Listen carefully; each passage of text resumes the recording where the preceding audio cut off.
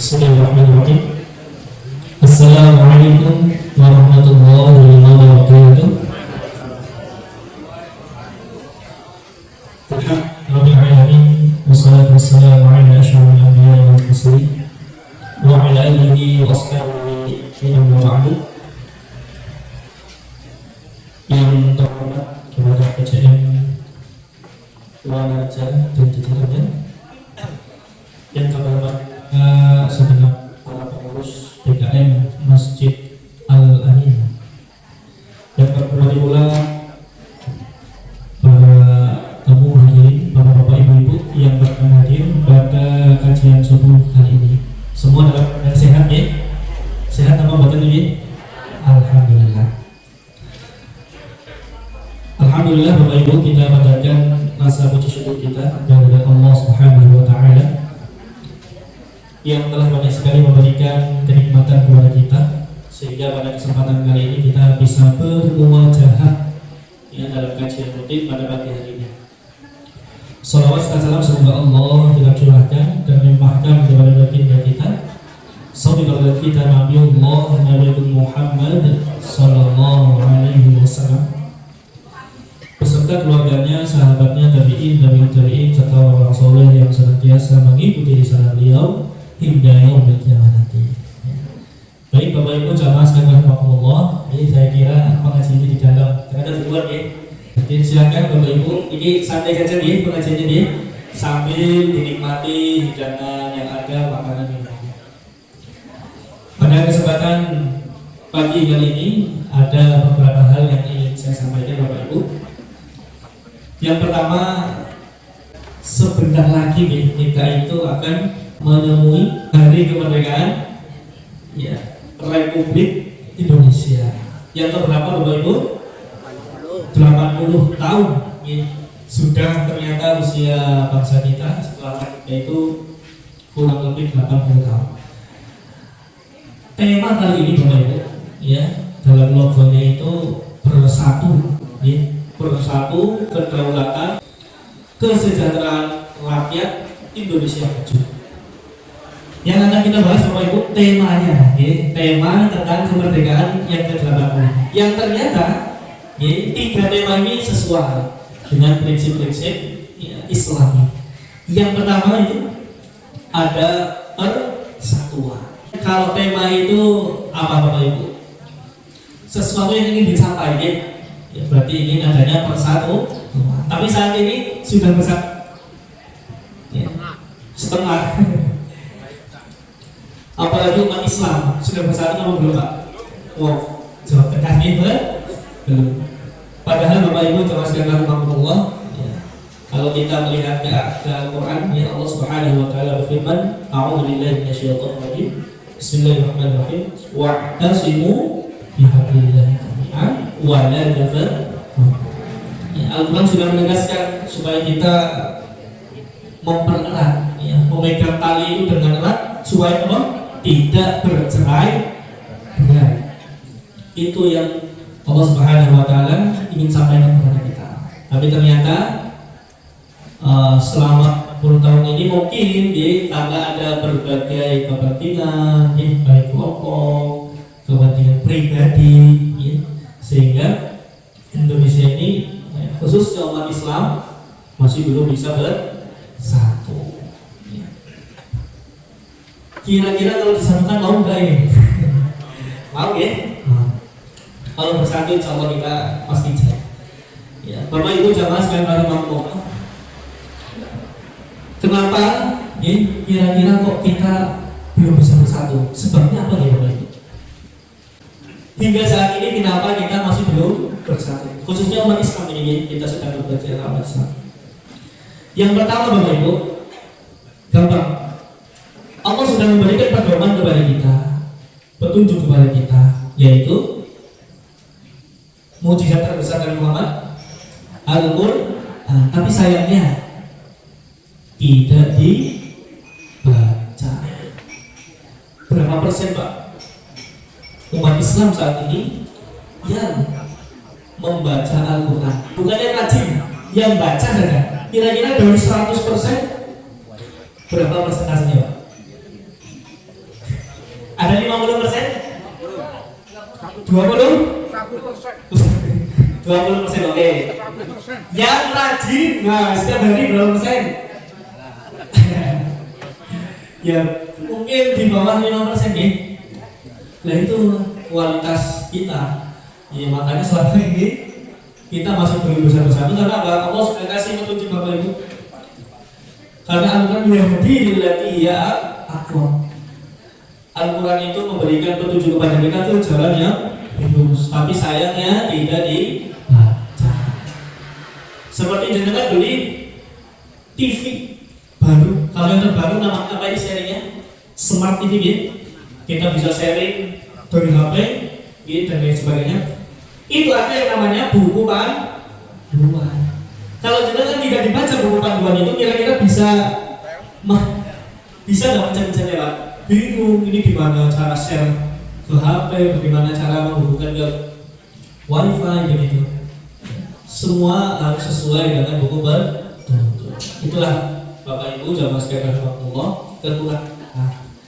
Bahkan mungkin banyak, insya Allah tidak di sini. Al-Quran itu Pak Bu, disimpan di lemari, bahkan sampai berdebu. Al-Quran kok disimpan sampai berdebu, itu tandanya apa? Tidak pernah disentuh. Kalau disentuh terus kan, insya Allah debunya hilang. Ini sampai tebal dari debunya, berarti nggak pernah disentuh. Seperti itu. Jadi Al-Quran Bapak Ibu harus selalu kita baca, itu dasar fondasi bagi kita. Tidak ada ruginya. Kita kalau baca Quran rugi apa badan? Boten rugi. Pahala membaca Al-Quran itu Bapak Ibu, satu huruf, satu kebaikan. Satu kebaikan dikali 10 kebaikan. Wal hasanatu bi'asyri amsalihha. Kalau jenengan baca basmalah saja sudah dapat berapa kebaikan?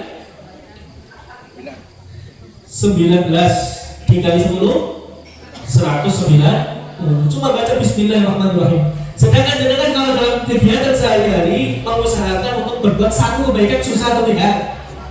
Susah. Ini contohnya. Ini ada apa Pak? Yang dibungkus itu lepet aroma. Bu, jenengan mau berbuat kebaikan, ingin berbagi aroma. Yang pertama harus ngapain dulu?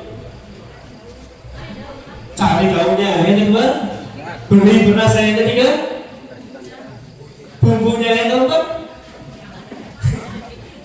dibungkusi. Setelah itu digodok. Ya, dan yang lain sebagainya. Prosesnya banyak. Hanya ingin melakukan satu kebaikan, tapi dengan jenengan cuma duduk, bisa lewat HP, bisa pakai kita mendapatkan 1 dikali 10 kebaikan. Nah, dengan baca misalkan alif lam mim itu la aqulu alif lam harfun walakin alifun harfun, lam harfun dan mimun harfun, dapat 30 kebaikan. Pondasi itu. Itu sesuatu yang penting yang ditinggalkan Bapak Ibu. Dia nama badan. Kita ingin bersatu, tapi ternyata pedoman kita nggak dibaca. Bagaimana mau bersatu? Yang ada walaupun sudah bersatu nanti ada kepentingan ini, tidak atas dasar persatuan umat Islam. Maka dari itu khususnya kepada adik-adik ya santriwan di sini atau santriwati, ya, mumpung masih muda kalau sudah tua susah nama baca saja. Ya, mumpung masih muda belajar sebanyak-banyaknya tentang Al-Quran, karena itu modal dasar bagi kalian semua. Itu yang pertama Bapak Ibu. Ya, mengapa kita saat ini belum bersatu? Wong Al-Quran saja tidak dibaca. Yang kedua, kenapa Bapak Ibu selama ini kita tidak bersatu? Khususnya umat Islam, tentang syariat saja tidak dilaksanakan. Berapa Bapak Ibu? Saya tanya orang sholat berapa di Indonesia ini Bapak Ibu? Saya baca riset ilmunya di Muslim Indonesia Report tahun 2019, orang yang melaksanakan sholat itu jumlahnya 38,9%. Jangan termasuk nomor berarti ini? Insya Allah termasuk 38,9%. Sholat sekarang yang jamaah berapa? Nah, ternyata Bapak Ibu dari 38,9% itu masih yang sering bolong-bolong. Zuhur bablas, asar bablas, maghrib sholat, isya sholat, subuh bablas. Ya, alasannya apa kalau zuhur itu? Tanggung capek habis kerja ya, istirahatlah. Setelah sampai rumah jam 2:30 capek tidur bablas. Sorenya mandi, bisa sholat maghrib, sholat isya. Malamnya ke pos ronda. Main 1 sampai jam 2 malam. Tidur. Kira-kira bisa bangun mau badan? Iya, bablas. Subuhnya tidak dilaksanakan. Berapa persen Bapak Ibu? Hanya 2-4%. Yang jamaah rutin 100 cuma 2%. Insya Allah kita semua masuk ya 2% ini. Luar biasa. Bagaimana mungkin umat Islam bisa bersatu? Di nama badan, logik nama badan, mau disuruh sholat saja, ya tidak bisa melaksanakan. Padahal sholat itu kita mungkin ada orang iri, itu kok orang rajin sekali sholat ya. Itu bukan rajin, itu memang wajib. Harusnya kita juga demikian ya. Ini wajib banget mencuci ini, kita harus demikian. Ya seperti itu. Itu yang kedua, Bapak. Yang ketiga, ya sebenarnya kita menunggu kenapa? Sosok ulama. Ya. Jadi kenapa kita masih belum bersatu, Bapak Ibu? Ya. Karena Rasulullah SAW bersabda, Inna Allaha la yaqbilu ilma intiza'an yantazi'u minal ilm. Karena semakin mendekati akhir, Bapak Ibu, Allah itu akan mencabut ilmu dari manusia. Tapi intiza'an yantazi'u minal ilm, enggak sewaktu-waktu Allah itu cabut ilmu dari kita. Bagaimana cara Allah mencabut ilmu dari kita, Bapak Ibu? Dalam biqol dari ulama, dengan cara mencabut nyawa para ulama. Sekarang saya tanya Bapak, ulama mana sekarang yang betul-betul bersih akhlaknya, keilmuannya, ya, bersih. Sekarang banyak ulama Pak Bu, ada tapinya, ulama tapi korupsi. Ada apa benar? Bahkan dana haji aja dikorupsi ya? Wow, luar biasa sekali itu zolimnya. 200.000 kuota jamaah reguler, bayangkan mbah-mbah sudah nunggu puluhan tahun, tiba-tiba kuotanya dipindah untuk orang kaya, haji plus. Boleh dong badan? Boleh sih kan? Kasihan yang sudah menunggu. Udah lo wafat, nah gimana? Ya jadi seperti itu, dicabut. Banyak sekarang ulama Bapak itu tapi banyak kan? Ulama tapi misalkan ada yang viral kemarin Wadid, ulama tapi berbuat asusila, ulama tapi suka bohong, ulama tapi banyak. Sekarang yang benar-benar bersih banyak atau sedikit? Sedikit.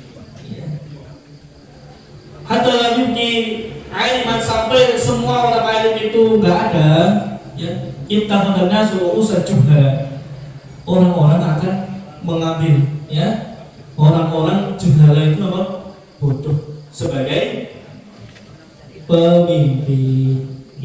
Sudah terjadi atau belum? Ini sabda Nabi ribuan tahun lalu Pak. Dulu sahabat Nabi bingung, karena apa? Untuk jadi seorang pemimpin pasti orang alim. Jadi gubernur ini pasti orang alim, orang cakap. Baik itu keilmuan keislamannya juga keilmuan dunia pasti mengandung konten dan sebagainya. Kok Nabi bersabda besok yang bakal mimpin-mimpin itu orang-orang yang juhala? Sahabat juga bingung. Ternyata sekarang kejadian nubuat ribuan tahun yang lalu. Nubuat Rasulullah SAW sekarang sudah sampai. Kita benar urusan juhala. Jadi mengangkat seseorang pemimpin tidak sesuai dengan keahliannya. Banyak yang sekarang jadinya ya tidak sesuai kerjanya seperti itu. Ketika ditanya, ya, faaf tahu bighairi ilm. Ketika mereka ditanya, ya jawabnya tanpa dasar ilmu. Fadhallu wa adhallu. Mereka itu menyesatkan, sesat dan menyesatkan. Itu sudah jelas. Itu sudah kesampaian zaman sekarang. Jadi kalau ulama sudah tidak ada, ya tinggal yang seperti itu saja. Ya. Kira-kira dengan kondisi yang sekarang kita bisa bersatu apa betul? Sulit, jauh nih. Ya. Tapi kita harap masih bisa. Itu tentang persatuan. Tema kemerdekaan kali ini. Ya. Kemudian yang kedua, Bapak Ibu jamaah sekalian rahimakumullah, adalah kedaulatan. Temanya yang kedua adalah kedaulatan. Kalau kedaulatan itu Bapak Ibu juga bisa diartikan hak eksklusif suatu negara untuk mengatur urusan dalam negerinya sendiri. Artinya tanpa ada campur tangan pihak asing. Sudah tahu belum? Belum terus ini belum terus nih. Ya. Kalau dalam Islam Bapak Ibu, dulu Rasul sudah pernah contohkan. Ya. Beliau itu pionir, ya, orang yang pertama membuat sejarah apa namanya Bu? Piagam Madinah. Piagam Madinah itu Bapak Ibu maksudnya bagaimana? Semua orang yang ada di kota Madinah kan banyak Pak. Ada dari kaum muslimin, muhajirin dan ansor. Kemudian ada sisa-sisa dari kaum suku Aus dan Khazraj. Dari orang Yahudinya juga banyak. Ada Bani Qainuqa, Bani Nadir, kemudian yang besar itu Khaybar. Semuanya disatukan. Ini baru pertama.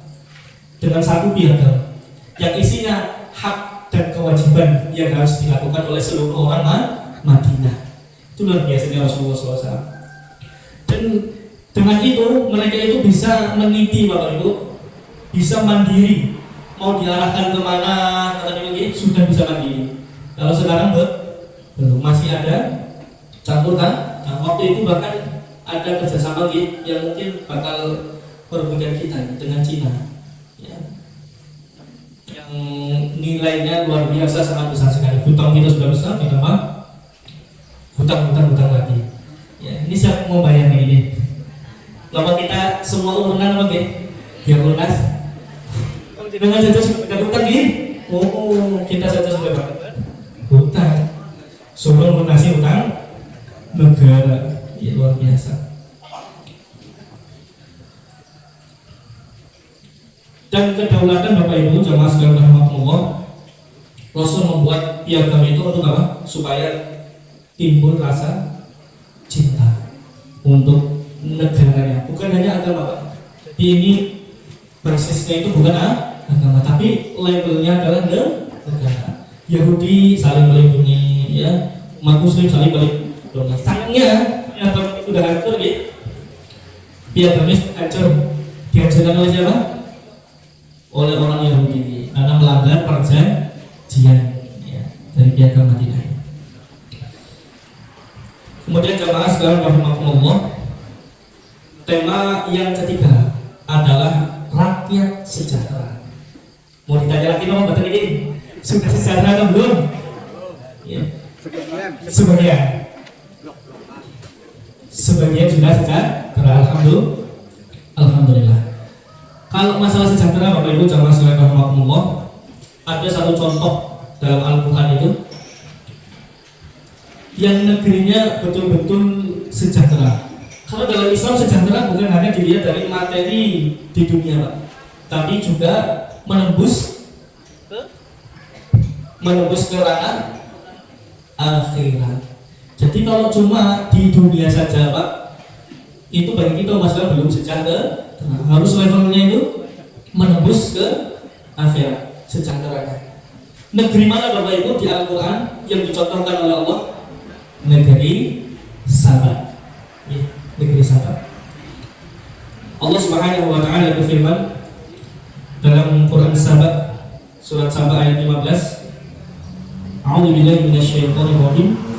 Laqad kana li-saba'i fi maskanihim ayah jannatani 'an yaminin wa shimal kulu min rizqi rabbikum washkuru lahu baldatun thayyibatun wa rabbun ghafur. Sungguh pada kaum Saba benar-benar ada suatu tanda kebesaran Allah Subhanahu wa taala, karena di tempat kediaman mereka Bapak Ibu jannatani, ada dua perkebunan yang sangat luas, sangat indah, ya, di kanan dan di kiri. Kulu min rizqi rabbikum washkurulah, maka makanlah rezeki yang telah Allah berikan ini, washkurulah, jangan lupa bersyukur. Baldatun thayyibatun wa rabbun, negeri yang baik dan yang lebih baik lagi apa? Diampuni oleh Allah. Artinya Bapak Ibu, negeri ini sudah diridhoi. Ini kuncinya, diridhoi oleh Allah Subhanahu wa taala, sehingga sejahteranya itu bukan hanya di dunia tapi sampai akhirat. Ini yang sebenarnya Muhammadiyah inginkan ya Bapak Ibu, kan selalu ada bergabung thayyibatun wa rabbun ghafur. Itu yang sebenarnya kita inginkan. Sejahtera bukan hanya di dunia tapi di akhirat. Seperti itu. Bapak Ibu jamaah sekalian rahimakumullah, dengan adanya peringatan besok nih hari Ahad, ini menjadi Ahad nih, Ahad atau Minggu? Ahad. Islam. Kalau saya baca nih buku Api Sejarah, selingan tahun nih buku Api Sejarah itu, karena dulu ketika Portugis itu menjajah umat Islam di Indonesia, itu sebenarnya sudah Ahad, Pak. Tapi ketika ditanya, orang mereka menjajah itu selalu mendatangi suatu gereja pada hari Ahad itu. Mau kemana ini rame-rame? Mau kita pergi ke pendeta namanya Santa Domingo. Mau kemana? Santa Domingo. Mau kemana? Mau ke Domingo. Jadi itu kalau menurut buku Api Sejarah yang saya baca. Jadi dulunya Ahad, jadi Minggu. Memang bahasa Arab itu sebenarnya sudah mengakar kuat di nanti. Contohnya hari Isnin, Senin, Selasa, Rabu, Arba'ah, Kamis, Jumat, kecuali ini. Ya, seperti itu. Sedikit saja. Bapak Ibu jamaah sekalian rahimahumullah, ya, kemerdekaan ini harus kita jaga. Ini menjadi amanah yang sangat besar bagi kita, khususnya menjaga. Karena menjaga itu lebih susah atau memerdekakan lebih susah? Menjaga. Semua menjaga itu susah. Bapak Ibu dagang, bangun dagangannya itu susah atau tidak? Ya, susahnya ya. Tapi bisa konsisten untuk berdagang terus, susah atau tidak? Oh, susah. Kadang tidak ada yang beli, ini namanya sehari gak ada yang beli, 2 hari sampai 1 bulan gak ada yang beli. Jadi kan mau konsisten. Nah, itu menjaga itu lebih susah, sangat sulit sekali. Apalagi di zaman akhir ini, kata Rasulullah SAW, ya, menjaga khususnya syariat Islam bagi kita itu seperti memegang bara api. Mau dilepas gimana? Mau digenggam panas. Nah, seperti itu.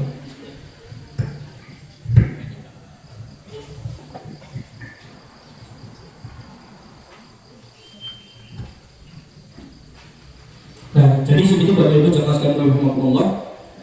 Ya, sedikit kita flashback bahwa kita ketika ingin bersatu, apa harus apa tadi Bapak Ibu?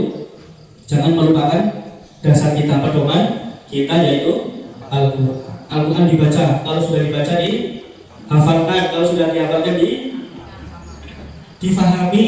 Dengan emang tahu artinya. Dengan baca Al-Baqarah 1 juz. Paham apa yang dibaca? Nah, jadi khusus bagi orang Indonesia harus juga dengan memahami. Kalau orang Arab sudah langsung otomatis baca seperti baca Quran langsung paham. Kalau kita harus lihat terjemahan. Monggo Bapak Ibu, jangan sampai baca Quran tapi nggak tahu apa yang ingin Al-Quran sampai, nggak masuk, Pak. Kayak jangan baca Quran bahasa Inggris tapi nggak tahu maksudnya, baca toh. Nah, itu jadi Al-Quran setelah dibaca dipahami. Lebih-lebih nanti baca tafsirannya seperti itu, asbabun nuzulnya itu sangat bagus sekali. Tapi sesuai dengan jenjangnya. Jangan anak SD sudah disuruh dihafalkan, baca, hafal, memahami tafsirannya, itu berat.